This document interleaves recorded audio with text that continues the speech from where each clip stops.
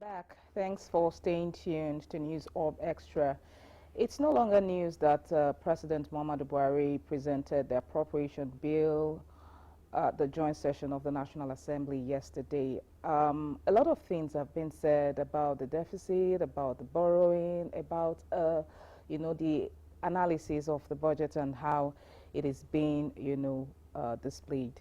Okay, so we're going to take the report, and we have an analyst, a political analyst here, Lanre Oloyede. He will be talking to us about the proposed 20.51 trillion naira budget. So we'll take that report and then we'll go straight to business.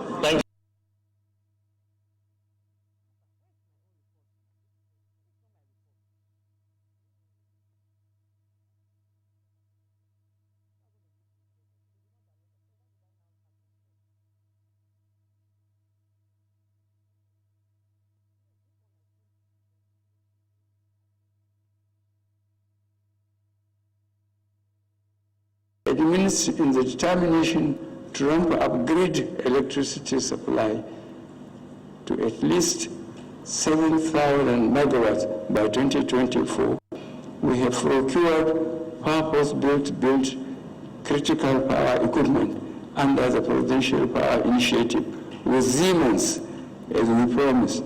These projects will have multiplier effect on the economy.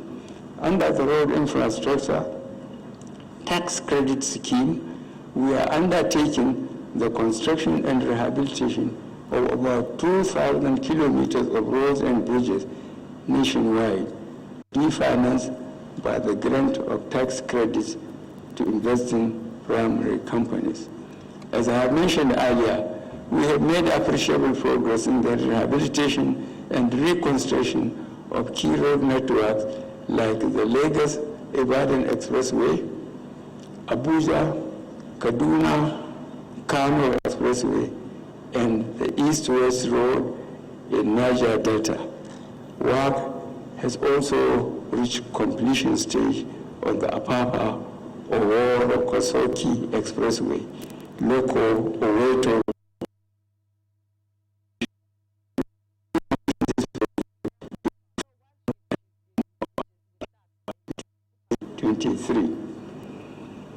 Furthermore, we have awarded several contracts to rehabilitate, reconstruct, and construct major arterial roads to reduce the hardship to commuters and increase economic activity. Regarding personnel costs, we have extended the coverage of the integrated payroll and personnel information system to all ministries, departments, and agencies to automate personnel records and the process by which salaries are paid and eliminate the incidence of ghost workers. The system is currently being reviewed to enhance its functionality and applicability to MDAs in the different sectors. Distinguished senators and honorable members, although we have recorded more achievements over the last year, I will now proceed with a review with an overview of the 2023 proposal.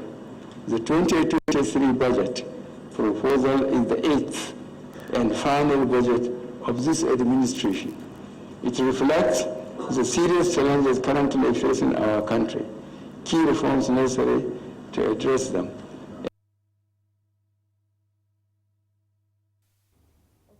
supposed to be a detailed report, but we had to roll that quickly. So after the presentation of the appropriation bill, we had lawmakers have had divergent views on a lot of parts of the budget, from the deficits to the financing to the sectors which these budgets are being allotted. So we'll watch the reactions from lawmakers, and then we'll move to the analysts to talk about the budget.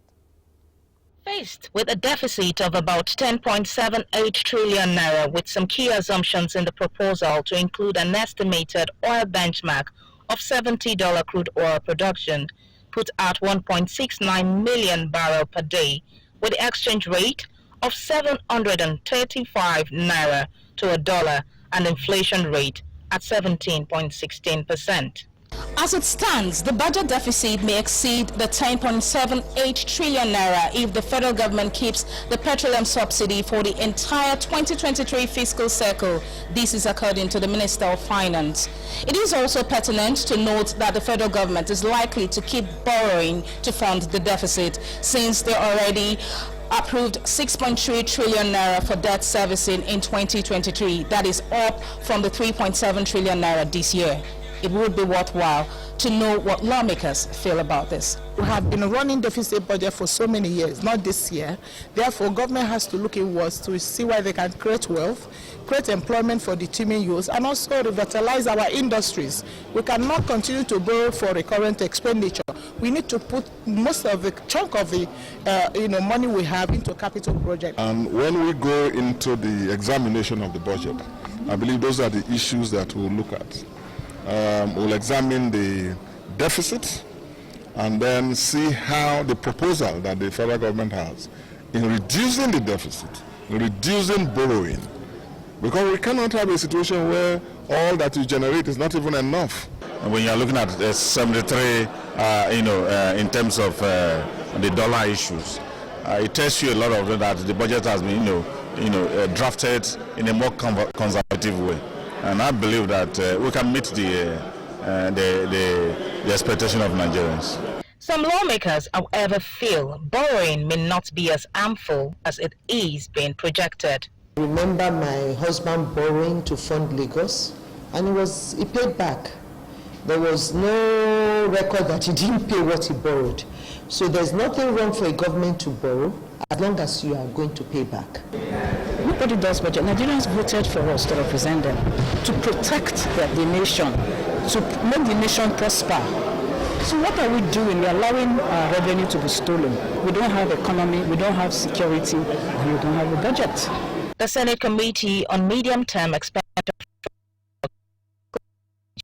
one of its recommendations also suggests that significant reduction in both waivers and tax exemptions of corporate organizations could cushion the effect of budget deficit. Reporting from the National Assembly at Nuke, Silverbird News 24. Okay, that was it there. We had several lawmakers reacting to the budget, and we have Lanre Oloyede. Lanre Oloyede is a political analyst, and he's going to be talking to us about it. Economists have, since yesterday, have been analyzing and talking about the effects on the economy and everything. Could you give us your own take about that budget presentation? Well, thank you very much, Tokura. First, let's look at the significance of the 2023 budget as presented by President Muhammadu Buhari at the joint session of the National Assembly yesterday. I think let's begin by thanking or commending Mr. President for keeping to January to December budget cycle as he has promised from the beginning of his administration. He has been able to keep to that, and that has been helping the economy.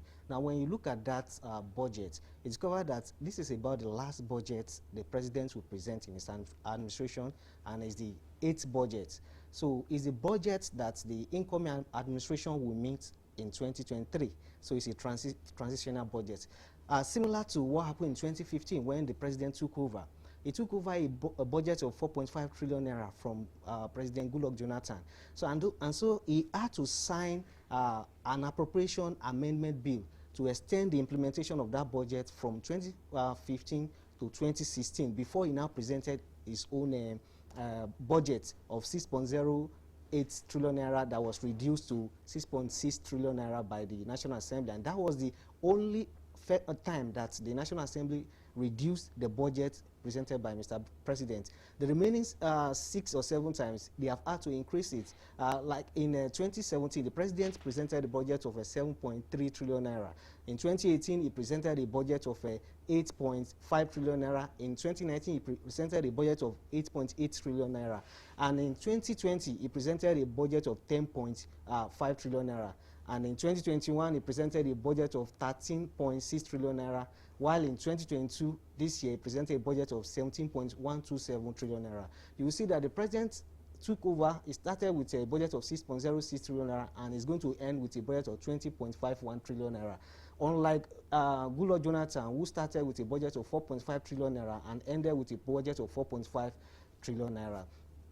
Now, if you look at this budget, aside the grammar and the statistics that's being shown out about a budget presentation, you want to look at how does this have significant impact on the life of the common man. And that is what the ordinary Nigerians are after. They are not after the figure or the grammar that you speak. Now, the only way where the budget can have impact in the life of Nigerians is when the prices of commodity are affordable to them. And Nigerians are not asking for too much. They are only asking for small miracle. Small miracle in the sense that their take-home pay of 30,000 should be able to take them home. Their take-home pay of 30,000 should be able to cater to the education of their children. Small miracle so that they can be able to, even if they are not able to build a roof over themselves, at least pay for their house rent.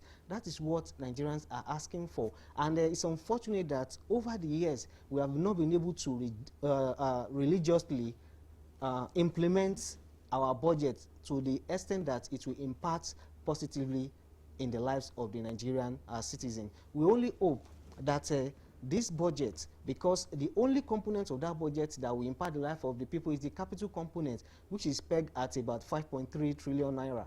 Every other thing is the recurrent expenditure.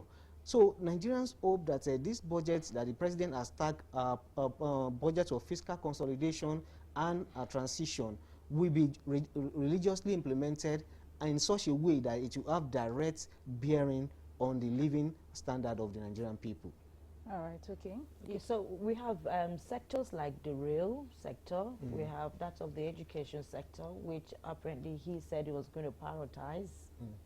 Do you see it as a welcome development? Well, infrastructure generally is needed to drive the economy, to power the economy. We need modern infrastructure. As you can see, there is a lot of deficit when it comes to infrastructure. If the president is going to prioritize that, it is good. But at the same time, what we need, if you discover what usually leads to high cost of commodity is the dwindling fortune of the naira.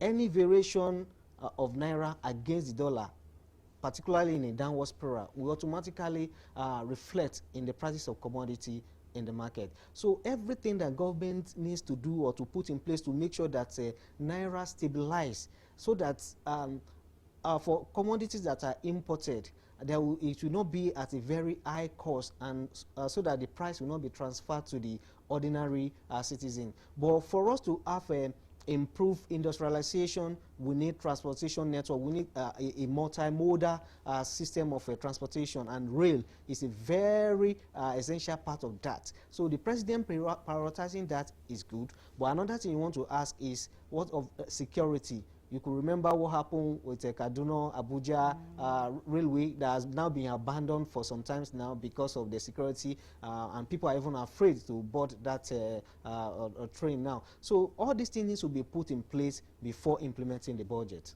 All right, you talked about the progression in President Buhari's presentation of the budget over time. Do you think this would have a ripple effect on our foreign exchange compared to, President Jonathan's period, where he too had a stable presentation of the budget? Yeah, what actually affects the forex is your GDP, the amount of or the volume of goods that you export. That is where you earn forex from. Unfortunately, our revenue base has been dwindling. Our only source of our economic mainstay, which also form the bulk of our export, is crude oil, and the production has been dwindling over time.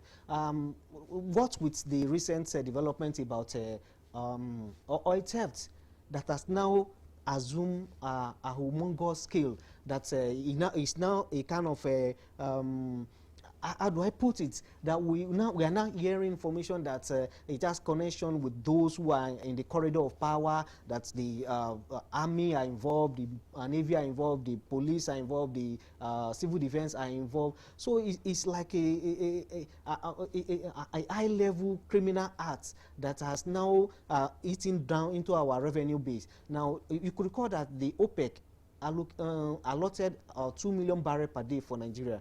Last year, we were not able to meet up to that. We were only able to produce 1.3 million barrels per day. Now, in this 2023 budget, the president has projected oil production of 1.69 million barrels per day. The question is, are we going to be able to meet up with that? If you are not able to meet up with that, how do we get import substitution? How do we get forex? Because other sectors is not as much as strong as the oil sector in terms of export, because it is when you export that's when you earn forex. If you don't export, you cannot earn forex. So it's just a dicey situation for us, but we only hope that we'll be able to tighten all loose ends so that we'll be able to meet up, even surpass the projected oil production of 1.69 million barrels per day that has been projected in the budget, so that we'll be able to earn enough forex to service the economy. You're not talking about importation. Do you know we import eggs? Like, seriously? Yes, I heard it yesterday. Somebody said that we import eggs on a large scale. We import eggs amongst other things. So it's really sad.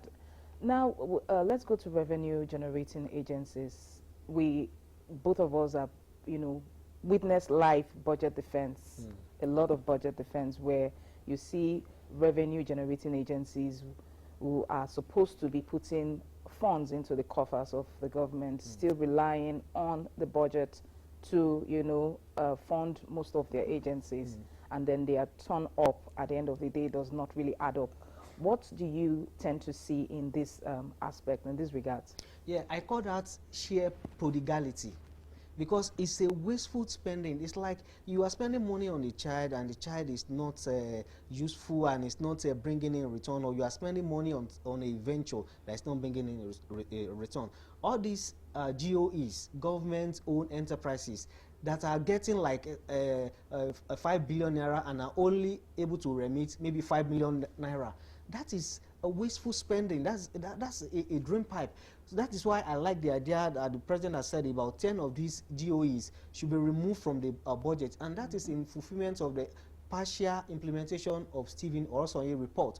You recall that Stephen Orosanye Presidential Committee on rationalization of MDAs in 2011 submitted about 800-page report that about 400 MDAs should be scrapped, while some should be merged, while others should be allowed to stand on their own. Some of these agencies need not to be, collecting allocation from the budget, because they earn money, but they spend the money themselves. And even most of these MDAs, their impacts are not even being felt on the economy, because they're just there doing nothing. They're not adding value to the system. So there's no point funding them.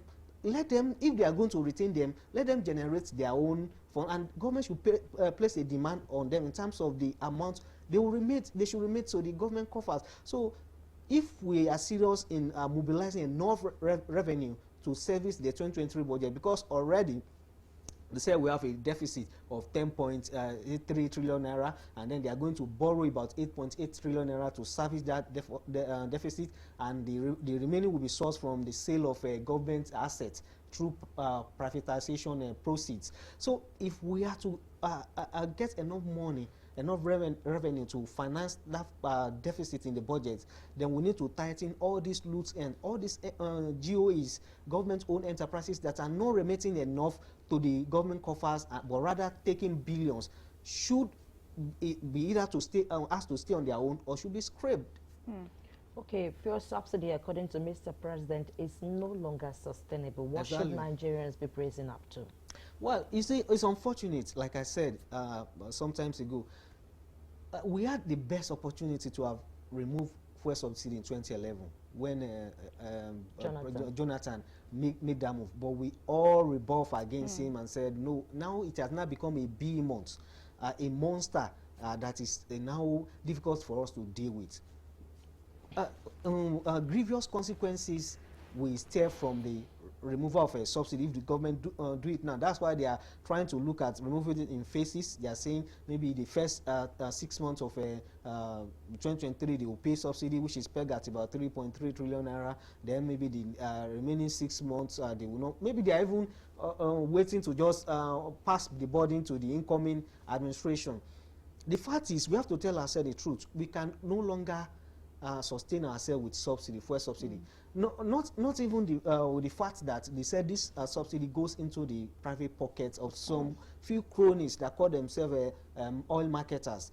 They just pick invoice and write any amount of fuel they import, because there is no mechanism to actually monitor the amount of fuel that they bring in. As a result of that, they can fill the invoice and write, and with their cronies in government, that will be approved, and then the monies will go into private pockets. So government needs to take bold decision. It's a bold decision that has grievous consequences, but I doubt if we have a government that will be bold like a Jonathan to take that consequence, because removing fuel subsidy will mean that the pump price of PMS will jump to about 400 naira per liter, and you could see the uproar that will greet that among the nation. But if the government can be bold enough to take that decision and then put enough, we are not talking of pittance now, enough palliative in place that we cushion the effect of it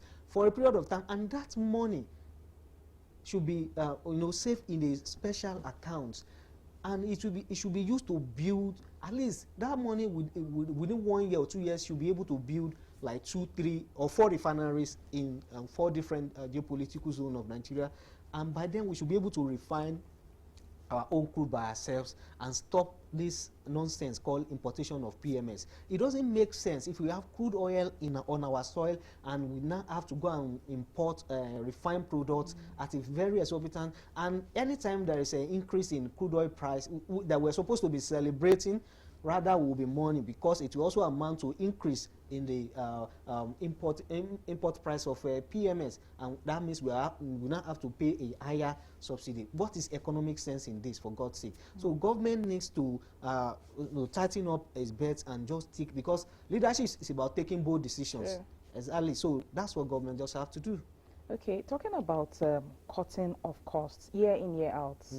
The federal government has tried in ways to see where people can, probably agencies can cut costs, But one way or the other, we see things like duplication of agencies, and we see where all this cut costs have not been able to achieve. How do you think this can be well harnessed in such a way that it won't really have any ripple effect on the country? Very simple. Now, see, going back to Stephen Oronsoye report, that out of about 540 MDAs, now about 400 of them should be scrapped, while others should be merged. Those that have a duplication of a duty, they should be merged. Now, when you want to, these people that will be affected, you don't just throw them into the labor market like that. There are some other agencies that are understaffed. You can take them there. Now the remnant, you can empower them with skills, and then what they call it is terminal benefits or severance allowance, they will have been given to them, will now be used to as startup for them to start them up with SMEs, small and medium scale enterprises. Within 1 or 2 years, these people too will be able to employ like 1 or 2 or 3 people. I think that's the best way to go, because we cannot cope. Already recurrent expenditure in 2020 election is about 7.7 trillion naira. including the personnel costs, payment of pension and gratuities, and all what have you put together. It's about 7.7 trillion naira in the budget, and we are saying that deficit is already 10.7 trillion naira. So it's unsustainable. So that's the best way. They should move some of these workers that will be affected into other sectors that are understaffed. The remaining should be equipped with skill, and then the severance allowance that will have been used to pay them off should be used as startup for them to start them up in their enterprise. Okay, let's look at the medium-term expenditure framework and fiscal strategy paper, setting out the parameters for the 2023 budget. Oil benchmark of $70 per barrel, which was against $73 per barrel initially, presented by the House of Representatives and the Senate. The daily oil production estimate of 1.69 million barrels, that's 300,000 to 400. Exchange rate of 435.5 naira per US dollar. Projected GDP growth rate of 3.75% and 17.16 or 16% inflation rate. Yeah. So let's analyze this particular one. Well, the reason, the basic essence of MTEF and FSP, fiscal strategy paper, is to provide parameters upon which budgets of a specified period of time will be built. Now, the MTEF that was presented was for 2023 to 2025. Yeah. That means budgets that will be prepared between 2023 to 2025 will be based on those parameters that I just mentioned. Now, when you talk of a oil market, global oil market, there's volatility of oil price. Yes. Now, OPEC has already given an outlook for 2023 that oil demand for 2023 will be between 100 to 102.7 million barrel per day. This is because there is no much demand for oil again.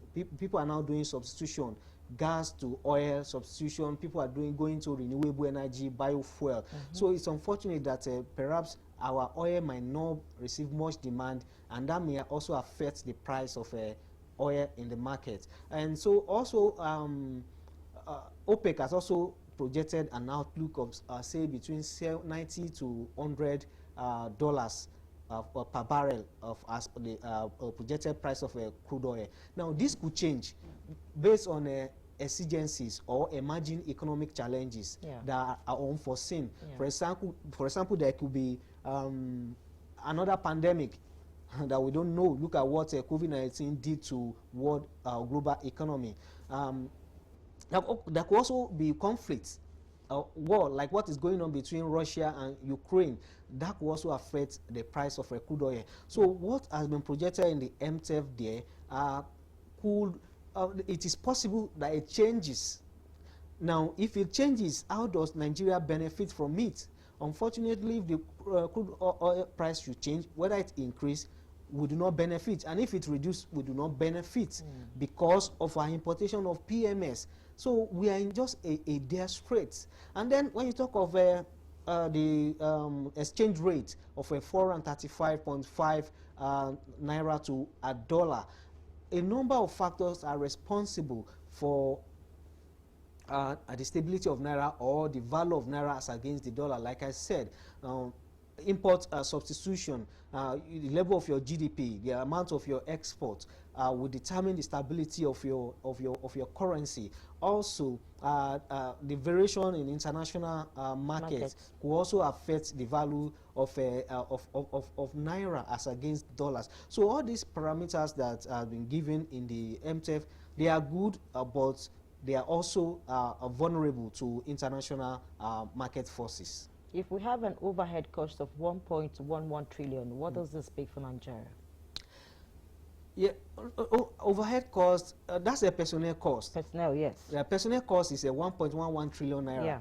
The overhead is about 4-point-something trillion naira. No, that's personnel is 4.99 trillion. Okay. Overhead is 1.1 trillion. Yes. You know, all these are recurrent expenditures. You understand? Yeah. So it means that we have over bloated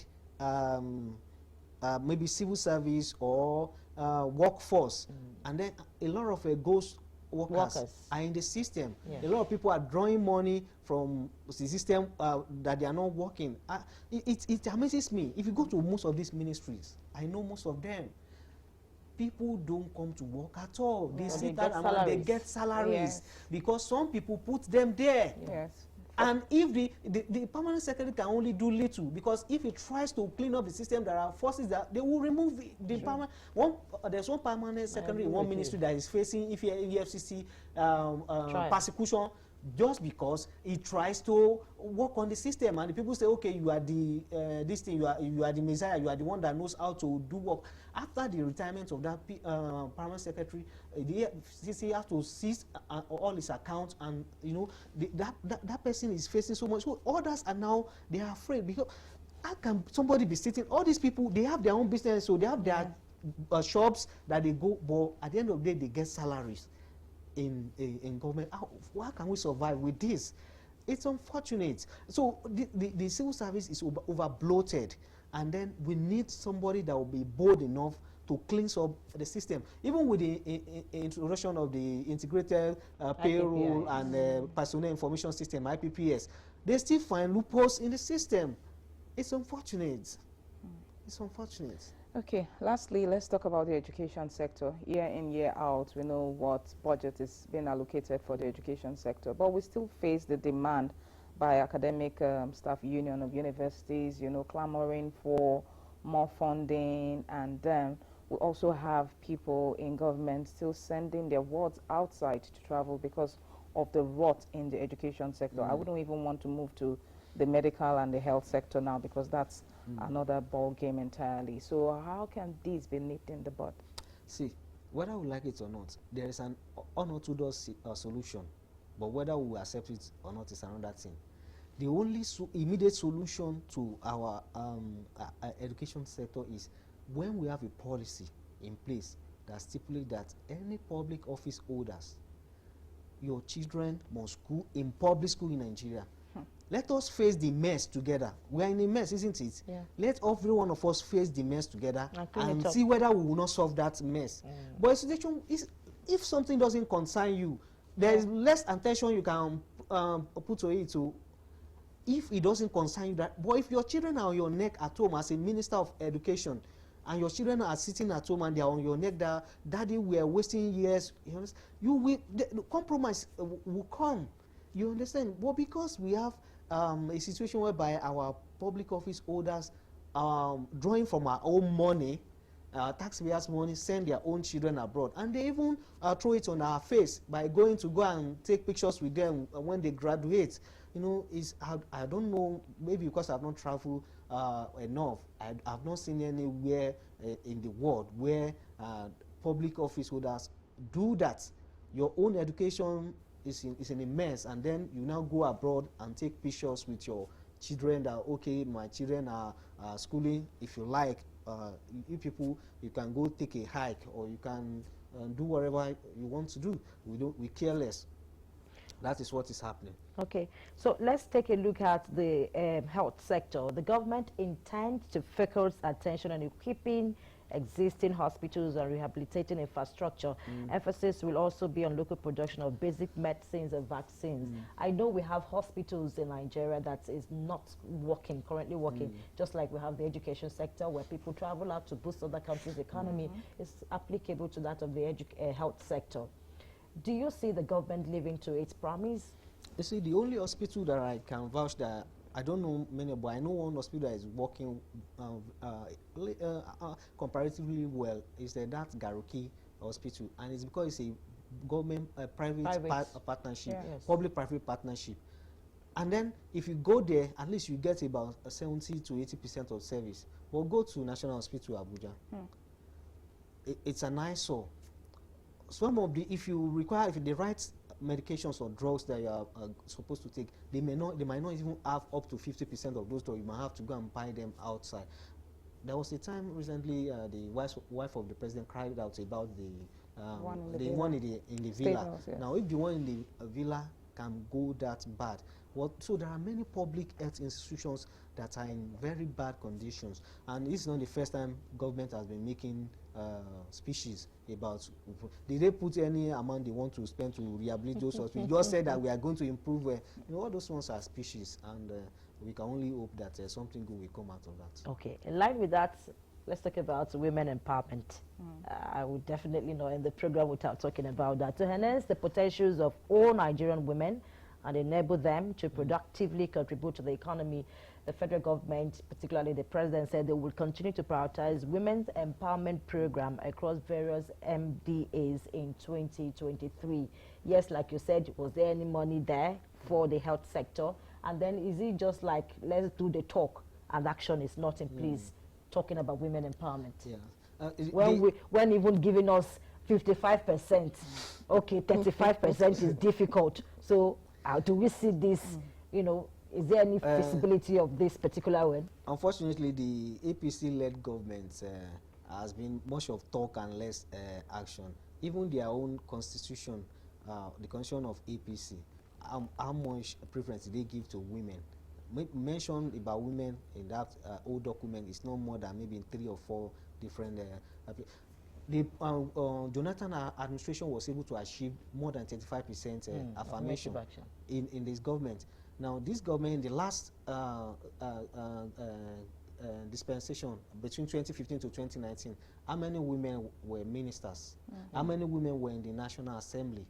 Now, this is against the promise that the party made in 2015, that will give women priority, blah, blah, blah. But we've seen where that, is it now that they have less than 6 months or 5 months to go that they are now going to prioritize women and women inclusion? It's unfortunate, but some analysts have said that women, when you don't empower women or engage women, it's like an engine, it's like a aircraft that is operating with one engine.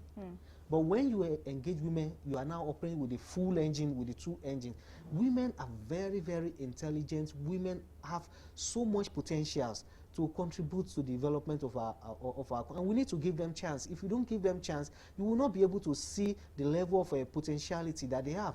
If Obasanjo didn't give the likes of Ngozi Okonjo-Iweala chance, Obi Ezekwesili, all those women that has now become Amazons that other women are now learning or looking forward to, the likes of the Assistant Secretary General of the United Nations, Ahmed, forgotten the name of the woman. People like that, if they are not given chance, it was Obasanjo that gave that woman, that put her in SDG that time. That was when this administration spotted her, and they now brought her, made her minister before he now got appointment with United Nations. If you don't give women opportunities in government to really showcase their potentials, you might be losing a lot in terms of benefiting from these potentials. And when they go outside, like I heard you say, the international community now benefits from them, and Nigeria will now be at loss. It's unfortunate. All right, that's all we can take from analyzing the budget presentation of yesterday. That's for particular women. There are other sectors. We'll talk about food prices. Yes. You and I know Gary, a cup of Gary then used to be sold for 5 naira. You can even get for 10 naira. But you go now, I think it's over that now. And then is it a bag of rice that used to be sold for 18,000? Now it's like 30,000 or 40,000 or so. So with this government in place and with a promise on ground contained in the 2023 budget, it said government is very concerned about the high food prices in the country. Various measures have been implemented to address structural factors underlying the issue. They will set up current efforts aimed at boosting food production and distribution in the country. And they are actually saying we should recall efforts in improving production of fertilizer, rice, maize, cassava, among other earlier initiatives. And I keep asking myself, is this really factual? Okay, you see, one of the factors that has affected food sufficiency in Nigeria is the issue of insecurity. Farmers could no longer go to farm. The one who managed to farm could not go to harvest because Boko Haram and all these bandits are there. They will ask them to pay tribute or loyalty before they can harvest. and then this has really affected food sufficiency in the country. Now, aside that, the president said they did a rice initiative that will make us to be sufficient in rice. Now, if we are sufficient in rice, how come a bag of rice is around 35,000-40,000 naira, and it's beyond the reach of the ordinary man? We know that rice is a staple food. If we have sufficient supply of rice in the country, then the price is supposed to come down or to moderate. But unfortunately, the price keep rising every day. The government need to do more than talking, but rather walk their talk. They need to action all these their policies and plans, and make sure that it gets directly to the people who actually need this. More people need to encourage to farm. The issue of a land use act needs to be worked upon, so that people can have access to get land to farm. Government people can also come in form of a cooperative to operate large hectares of land, where we can have a very large plantation, and then processing of good food of agricultural products is also very, very important. It's unfortunate that we don't add values to our agricultural products. We now allow people to take it abroad, go and process it, and then bring it back to us at an exorbitant price for us to buy. All these things, add up to the fact that makes cost of food to be very, very high in the market. So government really needs to do more than talking, and they need to act and make sure they act very well. Yeah, but insecurity and open grazing is still an issue in talking about the agricultural sector. How do you think this can be settled? Well, insecurity, recently we are seeing a very increased onslaught by the military against terrorists and insurgents and bandits and what have you. Then you begin to ask yourself, where have we put all of this in the past? Is it because Buhari is about leaving, that's why we're now having increase in decimation of the insurgents? This is what we should have done long time ago, but they say it's better late than never. Now that the security agency seems to be in control of the situation, we want them to improve on that. We want them to sustain the momentum, and in a very short time they should exterminate these elements completely from our land. It's possible for them to be completely exterminated from our land, and if they do what they are supposed to do, if they can block all their supply channels, their supply of weapons, their supply of money, their supply of food, if these people do not have access to all of this, they will have no choice but to come out and surrender themselves. And if they're able to surrender themselves, and then people are able to move freely, travel, and then go to farm, it will boost food production and food security in the country. So how much will you score the Safe Schools initiative? Let me take you through what the 2023 budget is saying. We ratified the Safe School Declaration in 2019. We remain committed to the effective implementation of our Safe Schools initiative, or implementation of policy, if you may say. A total of 15.2 billion naira has been specifically earmarked in the 2023 budget to scale up current measures to provide safer and conducive learning environment in our schools. How much will you score? Well, in terms of putting or placing a figure on it, well, I don't know. I may say maybe 40–50%, because in the last 2–3 years we've seen increase in attack on schools, particularly last year. Do you know how many schools the insurgents went and kidnapped students? More than 5 schools. I can't really place a figure on it now, but more than 5. That shows that that initiative has not really done what it's supposed to, particularly in the northeast and the northwest, where the insurgency is on the very high rate. So I think the intent of that initiative has really not been achieved, and then they need to do more. They need to do more if it needs to commit more funds, if it needs to change whoever is in charge of implementing that initiative, then they need to do it, because it has not really achieved the purpose for which it was initiated in the first place. Okay, there's an aspect where a lot of people do not know about, or people know about but don't know the effect on the economy. That's brain drain. I can tell you for free that a certain time I know friends who have written exams. You know about the popular IELTS? exams, yes. And you pay so much to write IELTS exams. You pay so much to go through the process to be able to travel out, you know, of the country. A lot about, on Saturdays, if you go to IELTS centers, you have over 400 or let's say 500,000 people, Nigerians, writing these exams. And to be able to write this exam, you have to be between the age range of 18 to 35. So that's the active sector of the economy, the active sector, the active, you know, sector of Nigeria, traveling out of the country. And to also be able to qualify for this, you have to have certain academic qualifications that will make your band go up more. So this happens every month, every now and then. But we do not know the effect on the economy. The reason Canada, Australia, and all these countries want our youths to come and apply this brain into their economy is because they know the effect such will make in the economy. But we do not look at this aspect. What we just look at is infrastructure, oil, other sectors. How do you think the federal government can, you know, nip this jackpot syndrome in the bud? You were talking about jackpot. I know you have like 10 friends who have jackpot, and I know you have like 20 who are planning to jackpot. And if a lot of people have the opportunity, the reason people are still here is because they have not had the opportunity to jackpot. So what can the federal government do to, you know, reduce this jackpot syndrome and even put this in checks?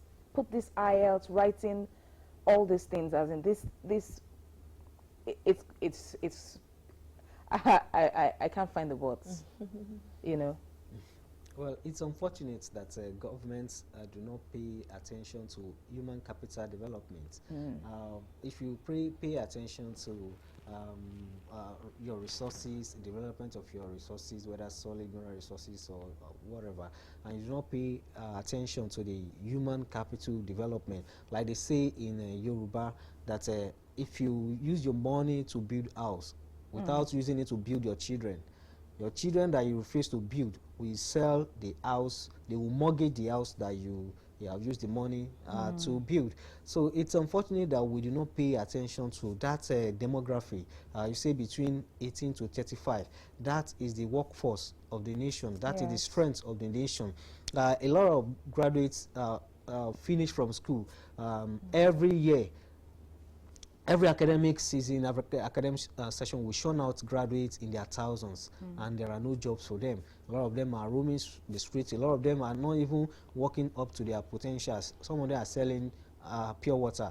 A graduate that has been trained for like 4 or 5 years in his school, you know, it's not working up to his potentials, and so the government also cannot derive enough benefit from that. But unfortunately, you cannot stop them from going because you can't. They have their life to live. They have their destiny to fulfill. You know, some people unfortunately describe Nigeria as a land of destiny killers. You know, it's unfortunate that you ordinarily you cannot stay here and live your destiny or achieve your destiny because you have to know somebody, you have to have contact. If you don't have contact, then you are doomed. And if your parents are not rich, then you're sorry is your case. So unfortunately, you cannot stop people from traveling out. Is there what we lose is what the countries are gaining, because they know if I know that you have one asset with you, perhaps maybe that your phone, and I know you are not making use of it, I can use subtlety to be benefiting from your phone or from that resources that is in your hand. They know that African countries do not pay attention to their young demography, and which is the strength of the economy. They are taking these children abroad in the name of one lottery or the other, one scheme or the other, and they are using them for productive sector of their economy. That is what they need. There are some jobs that their citizens cannot do, but they know they can bring these people. You know, when our people get there, they are ready to do many jobs that these whites cannot even touch with a long pole. You understand? So they know what they are doing. It's a well-planned something. We need. That's why we need leaders. That we need scrupulous and conscientious leaders. Leaders who are who can articulate their thought pattern and project into the future. That what do we hope to do? Look at the China. Let me give you the China example. The reason why China is at par, or even in some areas ahead of America today, was that when America was the only world economic powers, and China was a dwarf. As at that time, even Nigeria, somebody buys a Chinese product, they will abuse the person that Nashinko product. But today is the same China product that we import here. Now, what China does was to send their citizens of school age, between secondary school and university, to go and study abroad. And what were they studying? They were studying future technology. They were not studying what was in use that time. The robotics, the future technology, the technology that they will use to build modern infrastructures. And when they come, when they finish, the government will take them back and ask them to start reproducing those things. And that is why China is able to be at par, or even if not, if not ahead of America today. We could adopt the same model, but that is if you have a leader that can think. Our own leader, what they know how to do is to provide job for the boys. They are so-called politicians. They are people who are living on Nigeria. They don't have a job they are doing. Their job is politics. When they make sure their people get to power. When they get to power, and they get their babariga and relax, and then that is what our own leaders, our presidents can do. But we need that's why we need a change in this 2023. We need somebody that can think differently from the pattern that used to be. Somebody who will look at a Nigerian youth and look at what he can become in the future, and then invest in the person and make sure the person live his dream. Look at many of our young ones living their life on Yahoo, on cyber crime, and these are intelligent people. If they were to be in America, America will have absorbed them and be using them for productive and positive ventures. All we do is arrest them and lock them up in EFs and make them become more hardened criminals by the time they come out. You understand? It's unfortunate. That's why we need to get our leadership recruitment right in 2023. Yeah, we need to get our leadership recruitment right in 2023. And talking about change, we clamored for change in 2015. Now we have the change. We're clamoring for another change. Hopefully we have a positive change this time around. Okay, so Lanre Oloyede analyzing Nigeria's proposed 2051 trillion naira budget. We'll take a quick break now, and then we have so much other things to talk about. You wouldn't want to miss it, so you would also want to change the dial. Please stay tuned. We will be right back. Sorry, I know we might.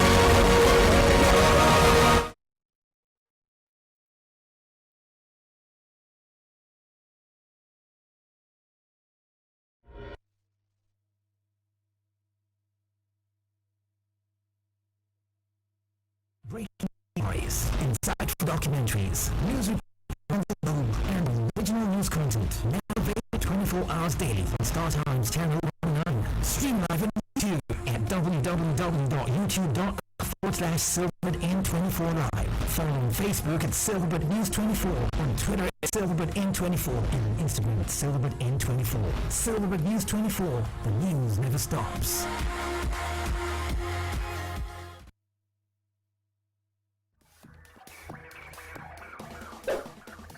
You can now stream Silverbird News 24 live on mobile app. All you need to do is to download Silverbird News 24 app from Google Play Store on your Android devices and App Store, or on your Apple devices. Tap the live button at the bottom bar to watch us live 24/7. You can enjoy all our news programs, including Pigeon News and program. Silverbird News 24, the news never stops.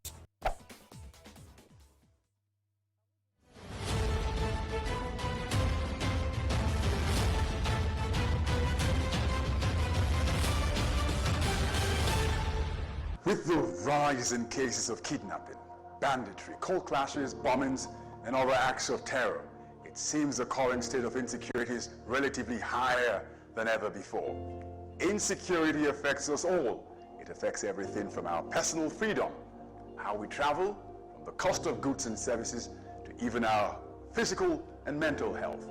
Therefore, we have a duty to help security agencies protect us better, wherever and whenever we can. If you see or hear something suspicious in your neighborhood, don't keep it to yourself, but be sure to say something to the right authorities. Remember, you could just be saving a life, and that life you save could be yours. This is a message from the Silverbird Group.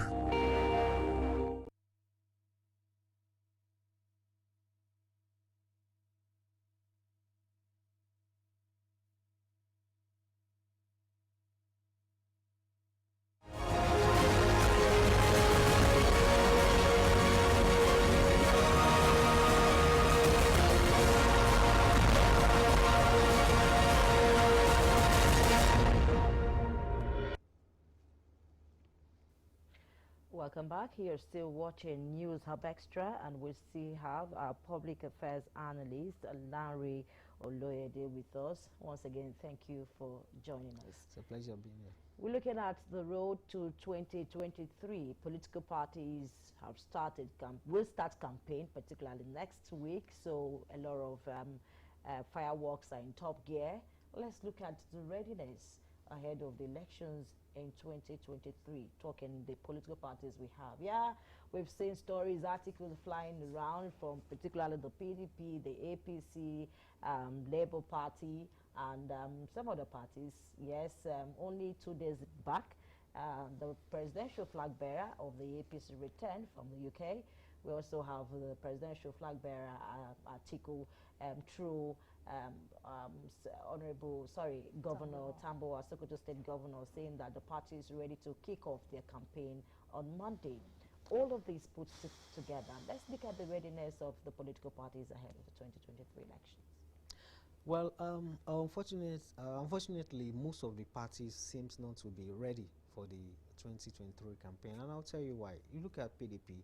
The PDPs, they are yet to put their house in order with the crisis between the national chairman and the Wiki's camp on the other hand, and then even though the director general of the campaign, in the person of Governor Tambuwal, said that they are going to kickstart the campaign on Monday, that is October 10. There are still crisis area that are yet unresolved that they need, because even the campaign council, we've learned that some people have voluntarily, withdraw from the campaign council, while some are saying that their persons were not put on the list, blah blah. And then so you want to say that, okay, even if they start that Monday, they might not start on full force, because they have not been able to resolve the crisis between the stakeholders, and if they have to start, they need to start with everybody's hand on the board. Now, but if you look at the APC, I learned that APC too are saying that they are going to start on the 10th. I don't know how visible that is, because the crisis, up to now, they have not been able to inaugurate their presidential campaign council that was earlier scheduled to be inaugurated on Wednesday, the 28th of September.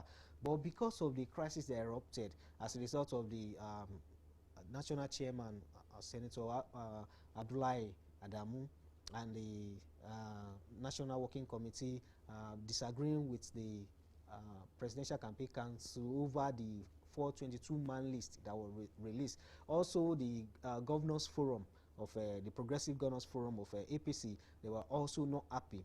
They were complaining that some of their recommendations, some of their nominees were not on the list. And so, as a result of that, the Director General of APC Presidential Campaign Council and the person of Governor Simon Lalong of Plateau State had to suspend the inauguration and postpone it indefinitely. So since that time, no official date has been announced. The October 10 we're hearing is just rumor. It has not really been confirmed. In fact, a meeting held on Thursday between the National Working Committee and some governors of the party, about 7 to 8 governors, and then members of the Presidential Campaign Council at the National Secretariat. But at the end of the day, from what we got as journalists, it appears as though they have not reached agreement, because the national chairman was grandstanding. He was saying that the party will be the one to announce when the campaign will kick off, while the Presidential Campaign Council seems to have removed or to sever the campaign council from the party, and they are doing their own thing because of the seeming disagreements or disaffection with the national chairman. You recall there was a rumor that there was an attempt to remove the national chairman Abdullahi Adamu, because that rumor was before that rumor was eventually debunked. But like they say there is no smoke without fire. Even though the party debunked it, but the fact is there is a kind of disaffection between members of the campaign council and the national chairman Adamu, and so Adamu has not been able to have a grip or a control on the campaign structure or campaign council as he wanted to, but he thought he was on the same page with members of the National Working Committee, but some members of the National Working Committee said they are not with him based on his disagreement with the campaign council. You recall there was a letter that was allegedly written by Adamu where he accused Tinubu of doing a one-man show, single-handedly, tampering with the list, the 422-man list that was released. So a lot of back and forth within the APC. So as for APC, you say the APC, I don't think the APC are ready yet to kick off the campaign. And if you go to the third party, the Labour Party, up to now, they don't even have a presidential campaign council. You don't even know who is the spokesperson. You don't know the DG. You don't know anything. All they are just getting is just because of the organic love that people have. People are organizing on their own for the party, but the party itself has not really sat down to structure. We don't know what they are waiting for. This is just about 10, if not 10 or 11 days after the INEC, remove the embargo on campaign.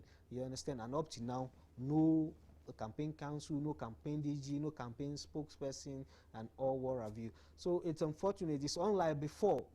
Even before INEC usually release or lift the embargo on campaign, you see party already, everywhere is already bubbling up for campaign. But this time around, we only hope that as the week goes by, maybe the political parties will be able to put their house in order and then begin the campaign fully.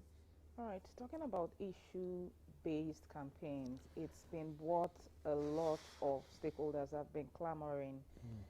We noticed that there are a lot of pettiness and irrelevance in campaigns. How are people going to be able to channel towards issue-based campaigns so that people won't lose focus, Nigerians won't lose focus again this coming election? Yeah, just like you said, a lot of conversation has been around this should be about issue campaign, but it all boils down to our ability to enforce the law. Section 91 and Section 92 of the 2022 Electoral Act stipulates the guidelines that should guide the campaign, that people are not meant to use hate speech, you are not to incite religion or religious unrest, and all what have you.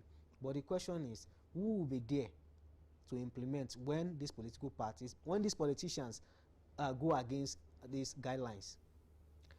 Because they are eventually going to go against them. Only recently, when they were doing the Osun election, you could recall the statement that was credited to Asiwaju Bola Ahmed Tinubu, where he said some people call themselves Labour Party, they are going to labor to death. You understand? Such a statement shouldn't be coming from an elder statesman like that. And that's just a tip of iceberg. Let the campaign start and you begin to see politicians behaving as if they are taking tramadol or some sort of I don't know what, those enhancements, this thing. So, but we need the electoral umpire and whoever is responsible to enforce Section 91 to Section 92 of the 2022 Electoral Act. They should be up and doing.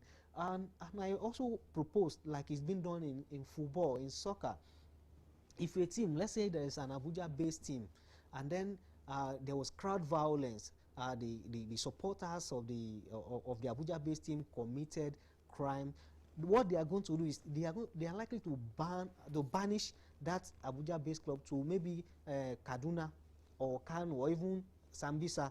So by the time that team begins to play its matches away in Sambisa or Kaduna, then their head we settle. Also, if there is a fan that is known to be to always cause crisis, that fan will be identified and profiled and will be banned from entering football stadium. That's the way it's been done. We can import that to politics. Political parties that are known to incite violence can be banished. You can say, okay, in this place you are not allowed to campaign again, or any of these thugs, that supporters of this party that is known to always cause mayhem in campaign, can also be profiled and then be banned from, you know, going to any of these campaign centers, because according to that electoral act, they have to inform the authority before they stage their campaign. And also, one other thing we used to experience during campaign is that because political parties are doing campaign, Nigerians can no longer live their life. The way they do their campaign, they just block the road. People, vehicles can no longer move. People cannot go to their various normal legitimate duty. It shouldn't be.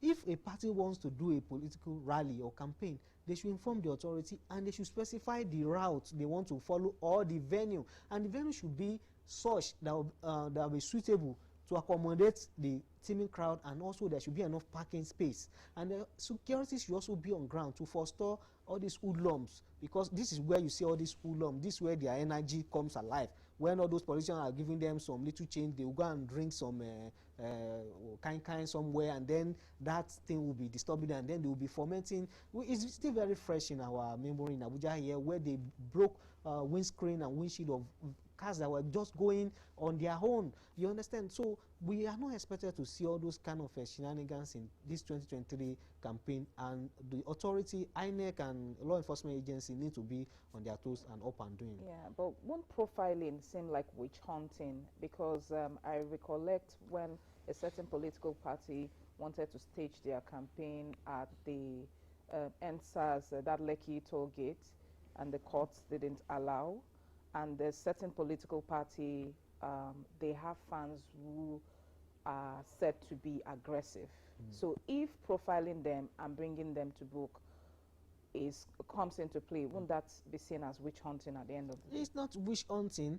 There must be a valuable record of criminalities committed by these people. People will know that these people are known to have committed acts that endanger the life of people, and then the law enforcement are empowered by the law to do their work.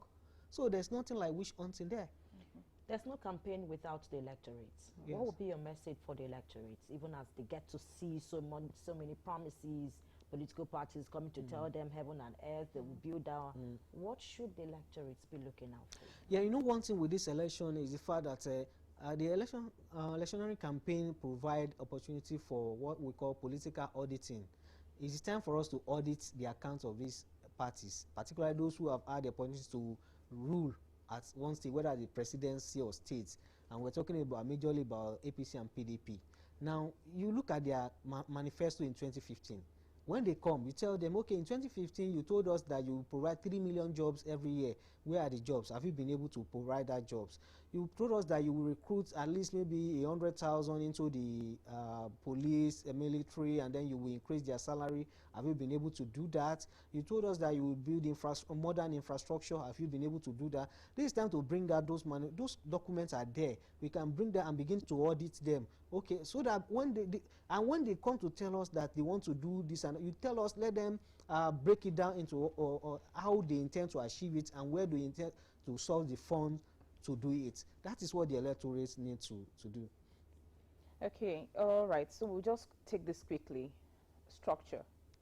You know, people believe that for you to win the 2023 election or win any election, you would have structure. While some people say they already have structures in human capacity in different states, some believe that their structure is in the poor masses there. How important do you see structure playing out in this election coming up? Well, it depends on what you call structure. There are a number. There is the physical structure, there is the human structure. Now, a party does need the physical structure. You need offices. You need people who will man those offices. You need officers, escorts at different levels who will mobilize for you. But when we talk of the human structure, that is where the conventional political parties, the ones who have been there, they believe that they have the control of the people because of the way they manipulate the electoral system, because of the way they have the money to sway the decision of people here and there. But unfortunately for them, that is changing now. Now, it is not difficult to sway the direction of people. People know the direction they want to go, and then people on their own can mobilize for whatever candidates or whatever political parties they want to vote for. So the era of stomach infrastructure, the era of buying people's mind, people's conscience might have gone. If not, it has not gone completely, but it is nearing its exit in Nigerian electioneering, because no time in the history of Nigeria have we had this level of consciousness, this level of awareness, this level of interest by the Nigerian people in deciding their own future. Nigerian people are very, very much interested in what becomes of their future from 2023 general elections, and then it will be difficult for anybody to rely on the old system of things in this election. All right, thank you very much. Thank you. That was Lanre, that's Lanre Oloyede. He's a public affairs analyst and also a political analyst. That's the package we can take for today on today's show. And you know, I'm not alone. I am with Grace Ike. Well, you know, initially on the lighter mood, because we've discussed so much with our political affairs analyst and so much strong topic, you had earlier said, and you were angry for the fact that where you usually get Akpu is not available. It's not as if I never ate it. I used to when I was. Well, if you don't, there was nothing available again. I used to there. So I believe after the show, you also show us the road so that we don't. That's not a problem. We'll have to stay back here. That's not a problem at all. Yeah. All right, that's News Up Extra for today. So you say stay tuned same time next week when we bring you another very interesting package. But till then, do have a lovely weekend. Bye.